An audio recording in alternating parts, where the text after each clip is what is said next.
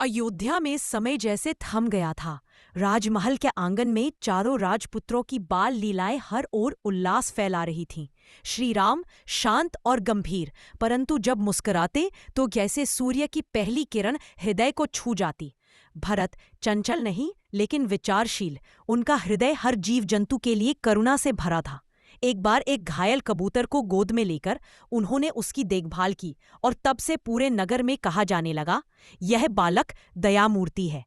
लक्ष्मण सदैव श्री राम के साथ, जहां राम जाते लक्ष्मण उनके पीछे पीछे।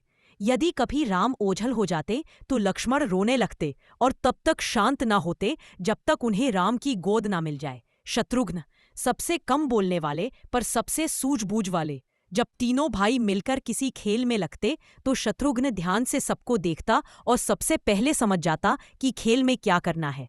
चारों बालक कभी आंगन में खेलते, कभी राजमहल की गलियों में भागते और कभी कभी महाराज दशरथ की सभा में पहुंच जाते, जहां मंत्रीगण भी उन्हें देखकर मुस्कुरा उठते। एक दिन कौशल्या, सुमित्रा और कैकेयी तीनों रानियां एक साथ बैठी और देख रही थी चारों बालकों को एक झूले पर हंसते हुए। कौशल्या बोली, राम की आंखों में जैसे कोई ऋषि बैठा है।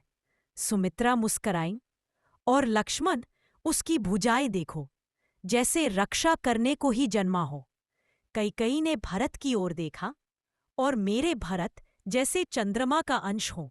सभी हंसी और फिर देखा शांत बैठे शत्रुघ्न को, जो मिट्टी से कोई आकृति बना रहे थे। राजमहल का हर कोना उन चारों की किलकारी से गूंजता था।